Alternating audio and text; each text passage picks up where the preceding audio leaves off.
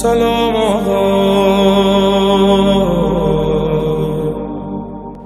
بسم اللہ الرحمن الرحیم. جی ویور السلام علیکم. آپ تمام کا استقبال ہے پروگرام ڈاٹرز آف امام علی علیہ السلام میں. جس طرح ہم نے ہمارے پہلے ایپیسوڈ میں دیکھا کہ امام حسین علیہ السلام اور بی بی زینب سلام اللہ علیہا کا رشتہ کس طرح ہم تمام بھائی بہنوں کے رشتے کے لیے ایک بہترین مثال ہے، ایک بہترین رول ماڈل ہے، ایک انسپریشن ہے، تو وہیں ہمارے آج کے ایپیسوڈ میں بھی ہم دیکھیں گے کہ اگر بات کریں بی بی زینب سلام اللہ علیہا کی سمجھداری کی، آپ کی عبادت کی، یا پھر ان القابات کی، ان ٹائٹلز کی جو آپ کو نوازا گیا ہے، تو اس سے ہم کیا سیکھتے ہیں، یہ تمام چیزیں ہم جانیں گے ہمارے آج کے ایپیسوڈ میں. لیکن اس سے پہلے آئیے استقبال کرتے ہیں سسٹر عزمی زہرا رضوی کا. سسٹر السلام علیکم. وعلیکم السلام ورحمۃ اللہ وبرکاتہ. سسٹر، جس طرح ہم بی بی زینب سلام اللہ علیہا کی زندگی سے سیکھنے کی کوشش کر رہے ہیں اور یہ امید کرتے ہیں کہ ہمارے اس سیریز کے ذریعے ہم تمام اپنے آپ میں کچھ چینجز لا سکیں، اور شاید ہماری کامیابی بھی یہی ہوگی کہ اگر ہم اس پروگرام کے بعد اپنے آپ کو بدل سکیں اور بی بی کی سیرت پر چل سکیں. تو جس طرح سے ہم دیکھتے ہیں کہ بی بی زینب سلام اللہ علیہا معرفت الہی کی ایک بہترین مثال ہے. بے شک. تو وہیں اگر ہم بات کریں بی بی کی عبادت کی، تاکہ عبادت اللہ سے کنیکشن کا ایک بہت ہی اہم ذریعہ ہے، تو آپ کی عبادت کس طرح کی تھی، اس کی کیا مثال ملتی ہے؟ اعوذ باللہ من الشیطان الرجیم. بسم اللہ الرحمن الرحیم. جناب زینب سلام اللہ علیہا کی عبادت کی اگر ہم بات کریں تو بہت بڑا پیغام ہمارے لیے، ہم سب کے لیے، کہ جو ذرا سی مشکلات میں عبادتوں کو ترک کرتے ہوئے نظر آتے ہیں. جناب زینب پر جو غم پڑے ہیں اور جو مصیبتیں آئی ہیں، ان کے باوجود بھی عبادتوں سے غافل نہ ہونا اس بات کی بالکل واضح دلیل ہے کہ یہ حکم خدا کا کتنا اہم ہے. یعنی عبادت الہی پروردگار عالم کی طرف سے جو انجام دینے کا ہمارے لیے حکم آیا، یہی تو مقصد حیات ہے. انسان کی زندگی کا مقصد ہی یہی ہے. خداوند عالم نے ارشاد فرما دیا کہ ہم نے جن و انس کو نہیں خلق کیا سوائے اس کے کہ وہ ہماری عبادت کریں. تو یقیناً جب عبادت ہی مقصد حیات ہے تو اس مقصد کو عام کرنے کے لیے جناب زینب سلام اللہ علیہا نے اپنے کردار کو بھی اسی انداز سے پیش کیا ہے. بچپنے سے ہی آپ کو شوق عبادت رہا، بہت زیادہ عبادت کا شوق رہتا. کبھی بھی آپ کی نماز تہجد یعنی نماز شب قضا نہیں ہوئی.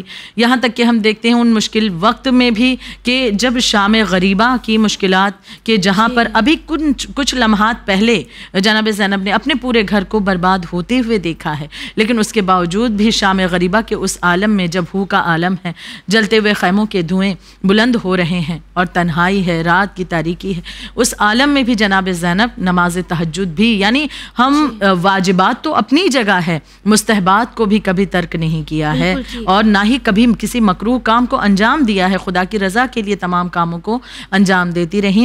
یہاں تک کہ اتنی عبادت آپ نے کی ہے کہ خود امام زین العابدین علیہ الصلوۃ والسلام فرماتے ہیں کہ کبھی بھی آپ کی عبادت میں نے کوئی کمی نہیں دیکھی ہے. اور آپ کو ایک پروردگار عالم نے ایک بہترین لقب، ایک ٹائٹل بھی آپ کی عبادتوں کی بنا پر عنایت کیا، اور وہ ہے عابدہ آل علی، یعنی کہ آپ آل علی میں بہترین عابدہ ہیں.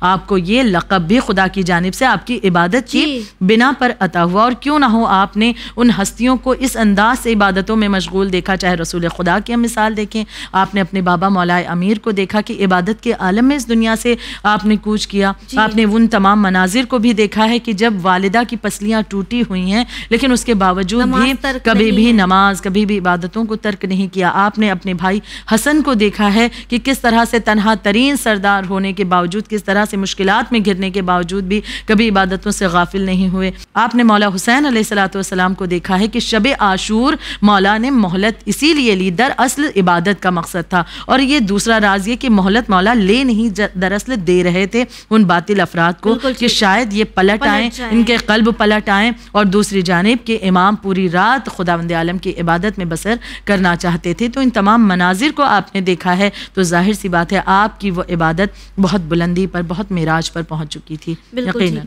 تو یہی ایک پیغام جو ہمیں سب سے پہلے ملتا ہے وہ یہی ہے کہ اگر آج کے ینگسٹرز کی بات کریں تو اکثر یہ ہو جاتا ہے نا سسٹر کہ کالج کے لیے صبح اٹھنا ہمیں آسان لگتا ہے لیکن فجر میں اٹھنا شاید مشکل لگتا ہے. تو وہیں بی بی زینب سلام اللہ علیہا کو امام حسین علیہ السلام نے جو وصیت بھی کی تھی اس میں بھی یہی کہا تھا کہ نماز شب میں یاد رکھنا، مجھے نہیں بھولنا، مجھے یاد رکھنا. تو ایک سوال ہم تمام کو اپنے آپ سے یہ بھی کرنا ہوگا کہ اگر ہم بی بی زینب سلام اللہ علیہا سے محبت کرتے ہیں تو اس محبت کے ذریعے ہم نے عبادت سے کس طرح محبت کی ہے. ابھی جس طرح آپ نے ایک لقب کا ذکر کیا، وہیں اس بات سے ہم تمام واقف ہیں، اس بات میں کوئی دو رائے نہیں ہے کہ بی بی زینب سلام اللہ علیہا ایک بہت ہی عظیم شخصیت کی ملکہ ہے، اور پروردگار عالم نے انہیں کئی سارے القابات سے نوازا ہے. تو اس کے بارے میں بتائیں. جی، ان میں سے یقیناً بے شمار القابات خداوند عالم نے آپ کے کردار کی خوشبو کی بنا پر آپ کو عنایت کیے، جن میں سے میں چند کا ذکر کرتی چلوں. آپ کو ایک بہترین لقب عالمہ غیر معلمہ بہت ہی مشہور ہے. جی بہت مشہور ہے. عالمہ غیر معلمہ کہا جاتا ہے، یعنی آپ ایسی عالمہ ہیں کہ جسے کسی سے تعلیم لینے کی ضرورت نہیں تھی، یعنی پروردگار عالم کی طرف سے وہ علم غیب آپ کو ملا ہے، عطا کیا ہے خداوند عالم نے. اور خود چوتھے امام زین العابدین علیہ الصلوۃ والسلام فرماتے ہیں کہ آپ اللہ کے فضل سے بغیر کسی تعلیم دینے والے کے عالمہ ہیں اور بغیر کسی سکھانے والے کے فہمیدہ ہیں، یعنی سمجھنے والی، فہمیدہ سمجھنے والی ہیں. تو لہٰذا آپ کو عالمہ غیر معلمہ کا ایک بہترین لقب ملا. ایک اور لقب کا ذکر ملتا ہے جناب زینب سلام اللہ علیہا کے لیے، نائبۃ الزہرا. آپ کو نائبۃ الزہرا بھی کہا جاتا ہے، یعنی کہ جناب زہرا جو کہ سیدۃ النساء العالمین، ہم سوچیں جناب فاطمۃ الزہرا سلام اللہ علیہا تمام عالمین کی خواتین کی عورتوں کی سردار ہیں، اور ان کی نائبہ اگر کسی کو قرار دیا جا رہا ہے تو وہ جناب زینب سلام اللہ علیہا کو، یعنی مرتبہ دیکھ سکتے ہیں یقیناً کتنا بلند مرتبہ ہے. تیسرا ایک لقب نائبۃ الحسین بھی آپ کو کہا جاتا ہے.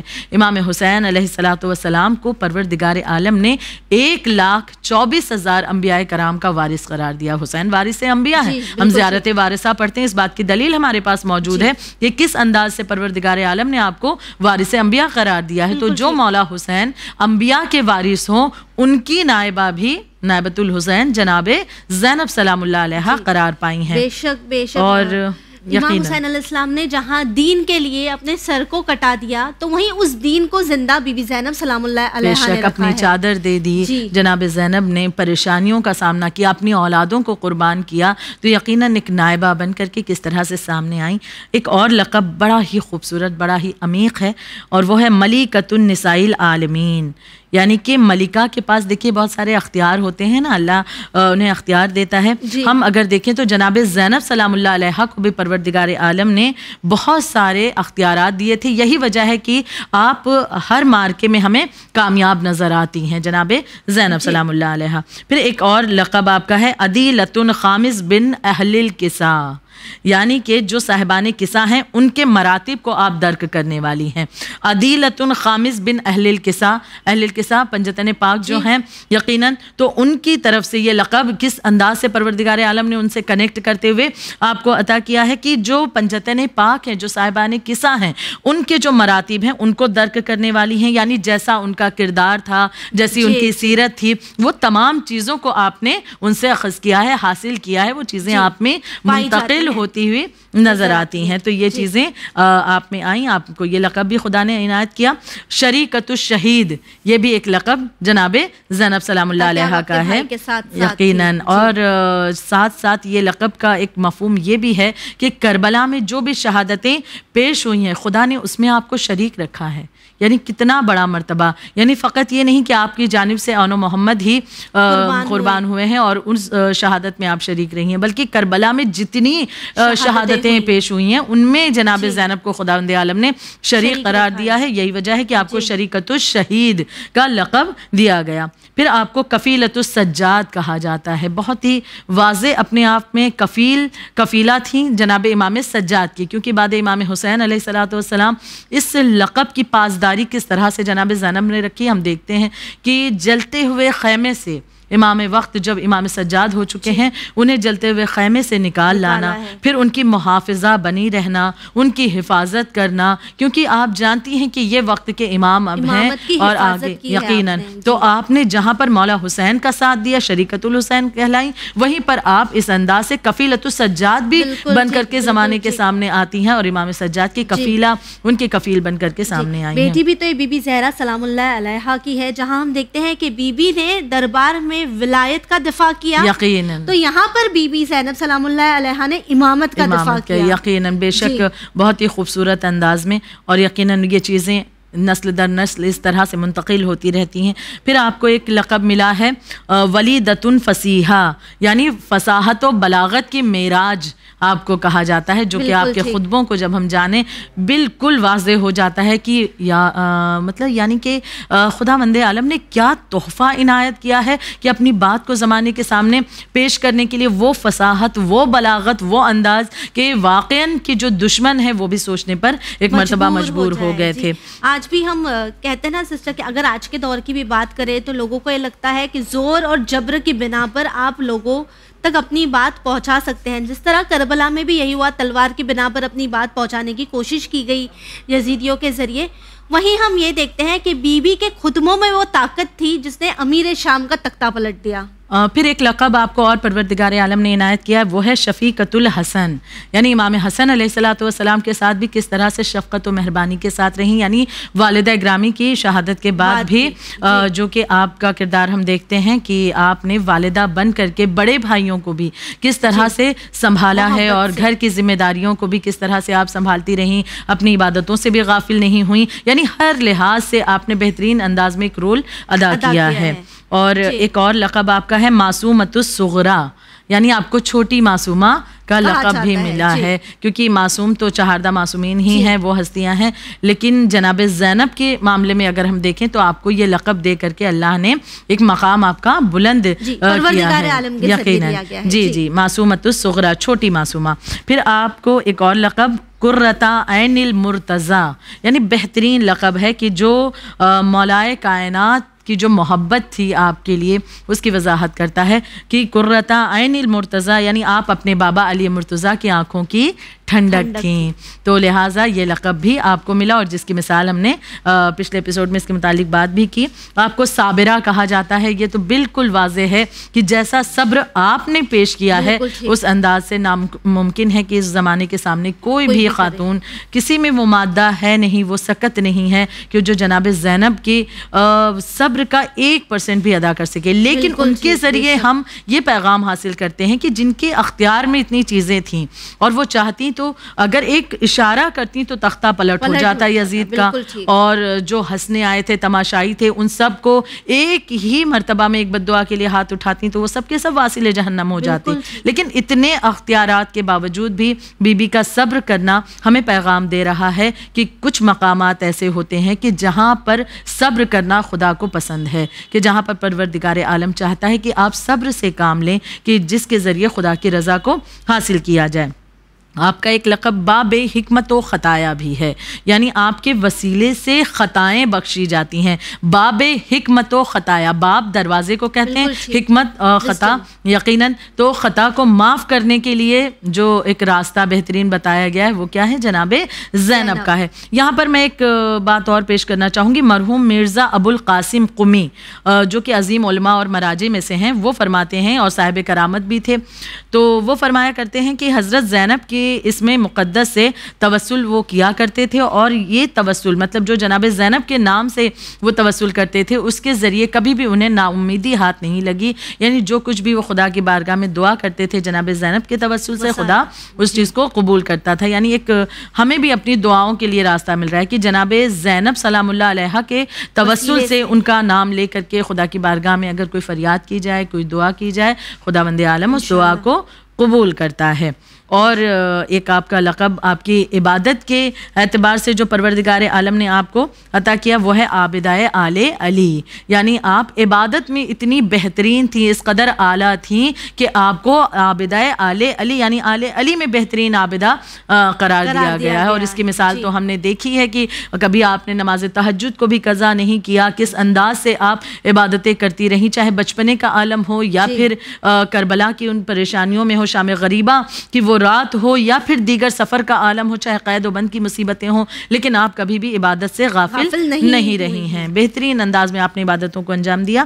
اور پھر آپ کو ایک لقب اور ذکر کر دوں، ام المصائب، بہت ہی واضح، جو کہ آپ کے ان تمام مصائب کی طرف ہمیں متوجہ کرتا ہے کہ آپ نے کس صبر اور استقامت کے ساتھ اپنے بھائی حسین کی شہادت کے بعد تمام غموں کو برداشت کیا ہے اور صبر کے جوہر دکھائے ہیں، زمانے کے سامنے صبر کی مثال قائم کر دی ہے کہ واقعاً ام المصائب آپ کو کہا گیا ہے، یعنی مصائب کی ماں کہا جاتا ہے. بے شک ہم بہت سی ایسے خواتین ہیں، مقدس ہستیاں ہیں کہ جن پر مصائب پڑے ہیں، لیکن اگر ام المصائب کسی کو کہا گیا تو وہ جناب زینب سلام اللہ علیہا کی ذات ہیں. میں نے چند القابات کا ذکر کیا ہے. پروردگار عالم نے عظیم ہستی ہیں یقیناً جناب زینب سلام اللہ علیہا، ان کو بے شمار اور بھی القابات سے نوازا ہے کہ جو اس بات کی دلیل ہے کہ آپ کا مرتبہ خدا کی بارگاہ میں کس قدر بلند ہے. بالکل ٹھیک کہا آپ نے کہ بی بی زینب سلام اللہ علیہا کا مرتبہ پروردگار عالم کی نظروں میں کئی زیادہ بلند ہے. اور جس طرح آپ نے آخر میں ذکر کیا کہ آپ ام المصائب ہے، یعنی مصائب کی ماں ہے. ہم اندازہ بھی نہیں لگا سکتے، سوچ بھی نہیں سکتے کہ اس ایک شام میں بی بی نے نہ جانے کتنا کچھ کھو دیا، لیکن بی بی آخر میں یہی کہتی ہے کہ آئی سو نتھنگ بٹ بیوٹی. کس قدر پروردگار عالم پر بھروسہ تھا، توکل تھا، یقین تھا. تو وہیں اگر اب ایک قدم بڑھے کربلا کی طرف، تو ہم جانتے ہیں کہ جس طرح امام حسین علیہ السلام جانتے تھے کہ انجام کیا ہونے والا ہے، وہ اس بات سے واقف تھے. تو اگر بی بی زینب کی زندگی پر نظر ڈالے تو جس طرح امام حسین علیہ السلام کو پیشن گوئی تھی، وہ جانتے تھے کربلا کے بارے میں، تو کیا بی بی زینب سلام اللہ علیہا، جن کا مقام بھی کافی زیادہ اعلیٰ ہے، بلند ہے، اتنے سارے القابات ہیں جس سے آپ کو نوازا گیا ہے، تو کیا آپ بھی جانتی تھی کہ آپ کے بھائی کا جو مقصد ہے، جس کے لیے یہ سفر شروع ہوا ہے، اس کا انجام کیا ہوگا، جو تکلیفوں کا سامنا کرنا پڑے گا؟ جی بے شک جناب زینب کی مثال اس حوالے سے کہ کیا کربلا کے واقعات رونما ہونے سے پہلے بھی آپ کو ان واقعات کی خبر تھی؟ اور یقیناً تھی، کیونکہ ایک واقعہ اس کے ضمن میں پایا جاتا ہے کہ جب آپ کی عمر بہت کم تھی، یعنی 6 برس کی عمر تھی، اور رسول خدا اس وقت موجود ہیں، اور ایک دن آپ نے خواب دیکھا ایک روز، اور جناب رسول خدا کی خدمت میں آئیں. کہا نانا جان میں نے خواب دیکھا ہے، بڑا عجیب سا خواب ہے، اور آپ مجھے اس خواب کی تعبیر بیان کریں. اور آپ نے اپنا خواب بیان کرنا شروع کیا. 6 برس کی عمر ہے اور آپ خواب بیان کرتی ہیں کہ نانا میں نے یہ خواب دیکھا کہ ایک مقام پر میں موجود ہوں اور اچانک ایک تیز آندھی چلنے لگی، اور پھر وہ تیز آندھی ان ہواؤں کے ساتھ مجھے اڑاتی ہوئی ایک مقام پر لے گئی، اور وہاں پر ایک درخت مجھے نظر آیا. میں نے اس درخت کا سہارا لینے کی کوشش کی کہ تبھی میں نے دیکھا کہ وہ درخت جڑ سے اکھڑ گیا. پھر تبھی میں نے اس درخت کی ایک شاخ کو تھاما کہ میں بچ جاؤں، لیکن تبھی میں نے دیکھا کہ وہ شاخ ٹوٹ گئی. پھر میں نے دوسری شاخ کو تھاما، تبھی وہ دوسری شاخ بھی میں نے پایا کہ وہ بھی ٹوٹ گئی. پھر میں نے 2 شاخوں کو ایک ساتھ دیکھا، میں نے ان 2 شاخوں کو تھاما، لیکن کچھ دیر بعد میں نے پایا کہ وہ دونوں شاخیں بھی ٹوٹ گئیں. تو نانا جان یہ جو میں نے منظر دیکھا ہے، اس سے مراد کیا ہے؟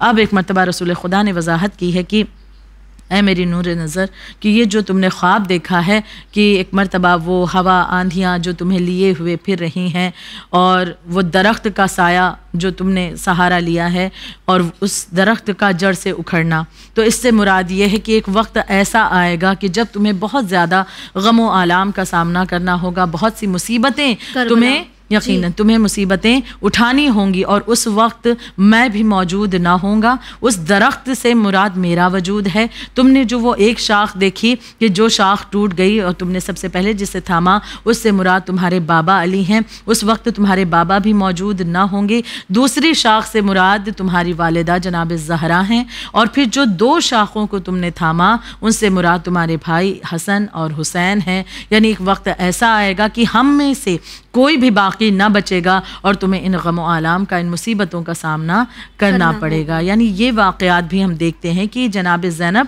سلام اللہ علیہا کی زندگی میں ان کے بچپنے کے واقعات ہیں کہ جب آپ کو پروردگار عالم چاہتا ہے کہ اس ذریعے سے آگاہ کیا جائے کہ جو مصیبتیں آگے چل کر کے آپ کو اٹھانی ہیں. جی اور شاید یہی وجہ رہی کہ آپ کو ام المصائب بھی کہا جاتا ہے، تاکہ آپ نے اپنی زندگی میں نہ جانے کتنی مصیبتوں کا سامنا کیا. کربلا کے بارے میں ہم تمام جانتے ہیں، ہم نے اکثر سنا بھی ہے، لیکن اگر بی بی کی زندگی اور مصیبتوں کی بات کرے تو آپ کی حیات میں وہ کون سے مقامات تھے جب آپ کی زندگی میں مصیبتوں کی ابتدا ہوئی؟ یہ آغاز تو بچپنے سے ہی ہو چکا تھا کہ جب 6 برس کے آس پاس آپ ہوئی ہیں، اور جو یہ خواب آپ نے دیکھا ہے اس کے چند روز کے بعد ہی آپ نے سب سے بڑے غم کا سامنا کیا، اور مصیبت کی، مصائب کی یوں کہیں ابتدا ہو چکی تھی، آغاز ہو چکا تھا کہ نانا کا، شفیق نانا کا سایہ سر سے اٹھ جانا. رسول اللہ کا سایہ سر سے اٹھا. پھر آپ نے دوسرا غم یہ دیکھا کہ وہ امت جو रसूलुल्लाह का दम भरती थी, वो उम्मत जो रसूलुल्लाह का कलमा अभी भी पढ़ रही है, और वही उम्मत किस तरह से बेवफा होती हुई नज़र आती है कि अभी रसूलुल्लाह का कफन भी मैला नहीं हुआ था और जनाबे ज़हरा के दर को जलाने के लिए आमादा हैं। आपकी वालिदा का हक़ बाग़ फ़िदक गस्ब किया गया। इन तमाम मनाजिर को आपने देखा है। आपने वो गम भी देखा है कि जनाब ज़ैनब ने अपनी वालिदा को दरबार में जाते हुए कि किस आलम में जनाब फ़ातिमतुज़ ज़हरा ने अपने हक़ का मुतालबा किया, लेकिन आपके हक़ से आपको महरूम रखा गया, घर जलाया गया, घर पर वो जलता हुआ दरवाज़ा गिराया जाना, वो मंजर भी आपने देखा। हत्ता कि जब घर पर अटैक किया गया है, वो उस वक्त के हालात को भी इस अंदाज से बयान किया गया जो कि इन मासूम हस्तियों की बचपने के मसाइब हम कहें कि हैं। जनाब इमाम हुसैन, इमाम हसन, जनाब ज़ैनब उम्मे कुलसूम की छोटी हैं, लेकिन ये मंजर तमाम देख रही हैं। और उस वक्त जब घर पर हमला हुआ है, एक जालिम जो आपकी वालिदा पर ताजियाना मार रहा था और दूसरी जानिब मौलाए कायनात के गले में रस्सी बांधी जा रही थी, मलऊन ने देखा कि ये बच्चे चीख मार कर रो रहे हैं। उस वक्त उसने ताजियाना कुनफुस से लिया और ख़ुद आगे बढ़ कर के इन चारों बच्चों पर बरसाना शुरू किया था। ये मंज़र इन तमाम मसाइब को भी जनाब ज़ैनब ने बचपने से देखा है। यहाँ तक कि वक्त आगे बढ़ता रहा, मौलाए कायनात को दो गमों का सामना करना पड़ा, यानी जहर की भी शिद्दत को बर्दाश्त करना पड़ा और तलवार के वार को भी बर्दाश्त करना पड़ा। इन मनाजिर को भी आपने देखा। फिर आगे चलकर इमाम हसन को किस तरह से तन्हा कर दिया गया और फिर आपको जहर दिया गया, ऐसा जहर कि जिसकी मिसाल नहीं मिलती कि कभी कलेजे के टुकड़े भला मुँह से दहन से बाहर आए हों। ये मंजर भी अपने उस शफीक भाई के एतबार से आपने देखा है कि जब अभी बाबा अली का साया सर से उठा था तो इमाम हसन ही वो थे जिन्होंने आगे बढ़कर जनाब ज़ैनब से कहा था कि अभी ज़ैनब हम मौजूद हैं, लिहाजा बाबा का गम ना करो, हम तुम्हें बाप की मानिंद मोहब्बत करेंगे। शफीक तुम्हारे लिए उस एतबार से उसी भाई को जहर इस तरह से दिया गया। आगे चल करके वो मौका कि आपने अपना वतन भी छोड़ा है। गमों की इब्तिदा जो हो चुकी थी बचपन से, 6 बरस की उम्र से ही, वो जारी ही रही, हत्ता कि वो ख़त्म ना होने पाई। करबला में आना आपका, कहते आब होना, 10 मुहर्रम को उस तमाम घर का बर्बाद होना जिसे जनाब फ़ातिमतुज़ ज़हरा की हम नस्ल कहते हैं, उनकी आल औलाद का 10 मुहर्रम इस बेरहमी के साथ उन्हें मारना, कत्ल किया जाना, उन्हें शहीद करना, अज़ियतें देना, और फिर वो भाई कि जिसकी मोहब्बत में अपनी गोद के पालों को कुर्बान कर दिया, उन्होंने मोहम्मद को कुर्बान कर दिया, वो भाई उन्हें भी ज़िबा होते हुए देखा। यानी ये गम आलाम का सिलसिला था जो कि बाद करबला भी जारी ही रहा। व्यूअर्स, हम देख सकते हैं कि अगर बीबी ज़ैनब सलामुल्लाह अलैहा की ज़िंदगी पर हम नज़र डालें तो हम ये देखते हैं कि बचपन से ही बीबी ने न जाने कितने मसाइब का सामना किया, लेकिन सब्र किया। तो वहीं हमारे लिए एक बहुत ही अहम पैगाम, वैसे बीबी ज़ैनब सलामुल्लाह अलैहा की पूरी ज़िंदगी हमारे लिए दर्सगाह है, एक यूनिवर्सिटी है जिससे हम न जाने कितना कुछ सीख सकते हैं। लेकिन एक अहम पैगाम हमें ये भी मिलता है कि बीबी ने किस तरह अपनी ज़िंदगी में सब्र किया। आज अगर हमारी लाइफ में हमारे आगे एक छोटा सा भी मसला आ जाए, प्रॉब्लम आ जाए ना, तो हम सब्र नहीं करते हैं। हम तो अल्लाह के सामने सवाल करने लग जाते हैं कि मुझे ही क्यों इस मुसीबत का सामना करना पड़ता है। लेकिन वहीं बीबी ज़ैनब सलामुल्लाह अलैहा हमें ये बताती हैं, हमें ये सिखाती हैं कि किस तरह अपनी ज़िंदगी में सब्र करना है और किस तरह सब्र आपको कामयाबी तक ले जाता है। इसी के साथ हमें दीजिए इजाज़त, पर बने रहिए चैनल विन के साथ, पैगाम इंसानियत। शुक्रिया।